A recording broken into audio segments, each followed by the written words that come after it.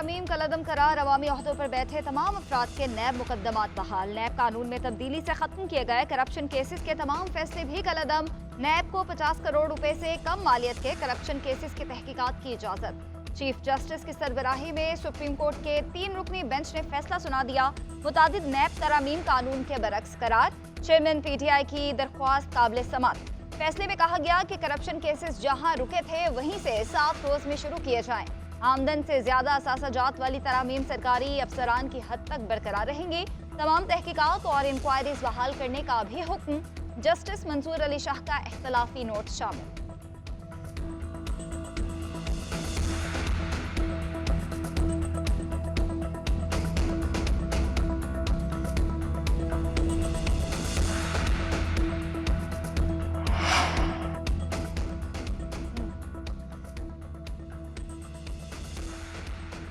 Justice Mansoor Ali Shah ने अक्सरियती फैसले से इत्तफाक नहीं किया। इख्तलाफी नोट लिखते हुए कहा, बुनियादी सवाल नैब तरामीम का नहीं बल्कि 24 करोड़ आवाम की मुंतखब पार्लियामेंट का है। केस में सवाल गैर कानूनी तरामीम का नहीं, पार्लियामेंट की बालादस्ती का था।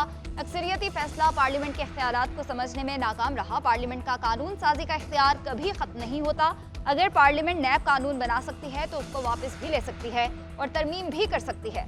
मैं अक्सरियती फैसले से इत्तफाक नहीं करते हुए दरख्वास्त मुस्तरद करता हूँ। मेरी राय में अक्सरियती फैसला ये समझने में नाकाम रहा कि रियासत के इख्तियारात अवाम के मुंतखब नुमाइंदों के जरिए इस्तेमाल किए जाएंगे। वक्त की कमी के बायस अपने इख्तिलाफी नोट की तफसीली वजूहात बाद में जारी करूंगा। सुप्रीम कोर्ट का फैसला आते ही नैब तरामीम के तहत खत्म किए गए तमाम मुकदमात बहाल। नवाज शरीफ, शहबाज शरीफ, आसिफ अली जरदारी और यूसुफ रजा गिलानी के खिलाफ तोशाखाना केसेस दोबारा खुलेंगे। आसिफ अली जरदारी के खिलाफ पिंक प्रेसिडेंसी और शाहिद खाकान अब्बासी के खिलाफ LNG रेफरेंस शामिल। परवेज अशरफ, अब्दुल गनी मजीद, अनवर मजीद, मौलाना फजल रहमान के खिलाफ मुकदमा दोबारा सुने जाएंगे। फरियाल तालपुर, इसहाक डार, साद रफीक, राना सनाउल्लाह समेत दर्जनों सियासतदानों के मुकदमात पर भी दोबारा समाअत होगी। मजमूई तौर पर नैब तरामीम के तहत कलदम करार दिए गए 2027 मुकदमात बहाल हो गए। सुप्रीम कोर्ट की तरफ से यही फैसला मुतवक्के था। केसेस पुराने हों या नए, पीपल्स पार्टी सामना करेगी। टीवी स्क्रीन्स देखें तो आपको पता चल जाएगा कि कौन मायूस है। एक इत्तेहादी के लिए कहा जाता था कि मुश्किल में पाँव पकड़ते हैं और बाद में गिरेबान पकड़ते हैं। बिलावल भुट्टो जरदारी की नाम लिए बगैर मुस्लिम लीग नून पर तनकीद। प्रेस कॉन्फ्रेंस करते हुए मुतालबा किया कि इलेक्शन कमीशन इंतखाबात का फौरी ऐलान करे। 2013 में साजिश करके पीपल्स पार्टी को पंजाब से निकाला गया। जनरल पाशा, इफ्तिखार चौधरी और एक सियासी जमात ने हमारे खिलाफ साजिश की। बाद में खुद उसी जमात ने पंजाब से पीपल्स पार्टी के निकलने का फायदा भी उठाया। 2018 में जनरल फैज और साकिब निसार का गठजोड़ भी सबके सामने है। नैब तरामीम पर मुतनाज़ा बेंच ने मुतनाज़ा फैसला दिया। नैब कानून जालिमाना शक्ल में बहाल हो गया। चेयरमैन PTI और उनकी जमात भुगतेगी तो लग पता जाएगा। अब नैब का पुराना कानून चेयरमैन PTI को मुबारक हो। अब वो ये नहीं कह सकेंगे कि हमें इंतकाम का निशाना बनाया जा रहा है। अब उन्हें जमानत नहीं मिलेगी और 90 दिन के रिमांड काटना होंगे। साबिक वज़ीर कानून राना सनाउल्लाह का रद्द अमल। ख्वाजा साद रफीक ने फैसला नजरिया ज़रूरत की स्याह मिसाल करार दे दिया। मोहम्मद जुबैर ने कहा कि हमें पहले ही पता था कि चीफ जस्टिस जाते जाते कोई काम दिखाएंगे।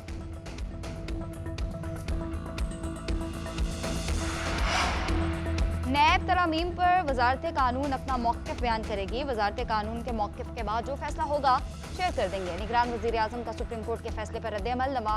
अनवारुल हक काकड़ कहते हैं कि इंतखाबात की तारीख का तयन करना हमारा काम नहीं। किसी भी गैर आइनी काम की हिमायत नहीं करेंगे। पेट्रोलियम मसनूआत की कीमतें आलमी कीमतों से जुड़ी हैं। 200 यूनिट तक बिजली के बिलों में किस्तों का फैसला जल्द करेंगे।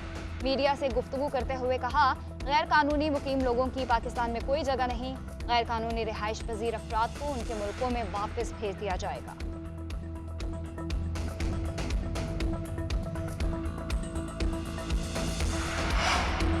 आम इंतखाबात की तारीख का इख्तियार इलेक्शन कमीशन के पास। सुप्रीम कोर्ट में रेफरेंस दायर नहीं करेंगे। इलेक्शन कमीशन का सदर मुमलिकत के खत का जवाब ना देने का फैसला।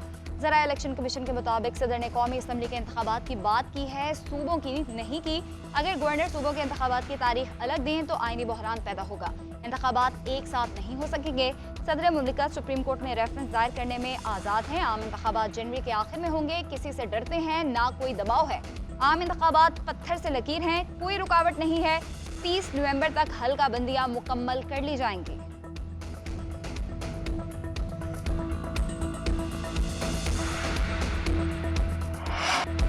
जमात इस्लामी और एमक्यूएम एक बार फिर आमने सामने एक दूसरे पर लफ्जी गोलाबारी और इल्जामात की बौछार कर दी। हाफिज नईमुर रहमान ने कराची में अमन व अमान के खराब सूरत हाल के जिम्मेदार एमक्यूएम को करार दे दिया।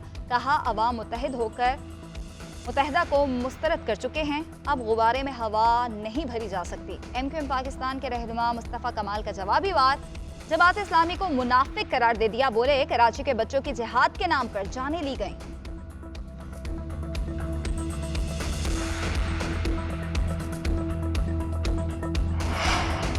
बिजली का नुकसान 2500 और गैस का 2900 अरब रुपए है। चोरी के खिलाफ क्रैकडाउन के अच्छे नताइज मिले, एक्शन जारी रहेगा। निगरान हुकूमत का 2 टोक ऐलान। वजीर तवानाई मोहम्मद अली बोले कुंडा माफिया के खिलाफ मजीद तेजी से काम किया जाएगा। उधर मुल्क भर में बिजली चोरों के खिलाफ क्रैकडाउन 9वें रोज भी जारी रहा।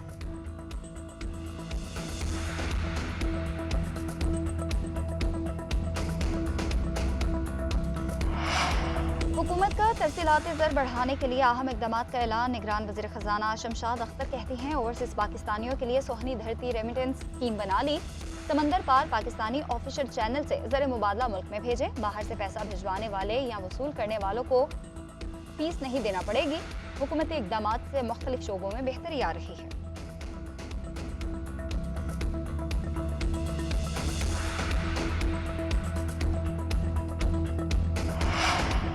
See you all my friends। कमरा अदालत में आखिरी दिन चीफ जस्टिस उमर अता बंदयाल का वकला सहाफ़ियों और जजेस से मुकालमा। वकला की जानिब से चीफ जस्टिस उमर अता बंदयाल के लिए नेक तमन्नाओं का इजहार। चीफ जस्टिस ने वकला का शुक्रिया अदा किया। कहा कि मैं भी आपके लिए दुआगो हूँ। अल्लाह ताला का शुक्र है जिसने मुझे मौका दिया। मीडिया ने मुझे मुतहरिक रखा।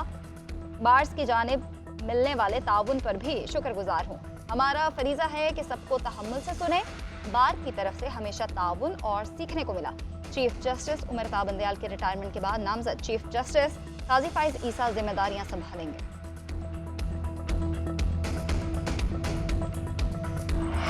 Supreme court practice and procedure bill समाअत के लिए मुकर्रर। समाअत 18 सितंबर को होगी। लार्जर बेंच केस सुनेगा। रजिस्ट्रार ऑफिस समेत फ्रीकैन को नोटिस जारी। अटॉर्नी जनरल विफाकी सेक्रेटरी कानून को नोटिस जारी। सुप्रीम कोर्ट का 8 रुकनी लार्जर बेंच एक्ट पर हुक्म इम्तना जारी कर चुका है। मुमकिन तौर पर फुल कोर्ट तश्कील दिए जाने का इम्कान। जस्टिस काजी फाइज ईसा हलफ उठाने के बाद बेंच तश्कील देंगे।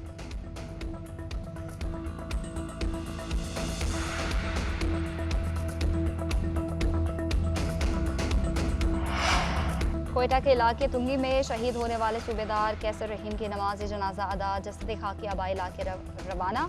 शहीद को पूरे फौजी एजाज के साथ सुपुर्द खाक किया जाएगा। नमाज जनाजा में कोर कमांडर बलोचिस्तान और दीगर सीनियर अस्करी हुकाम ने शिरकत की।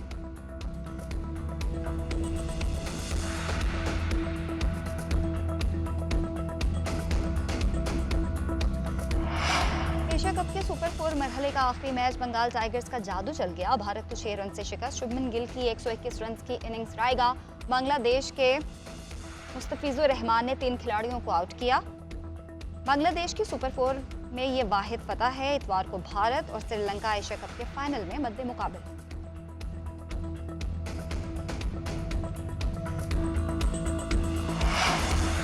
और लंदन फैशन वीक का रंगारंग आगाज हो गया। मॉडल्स के तुर्क लिबास पहनकर रैंप पर जलवे।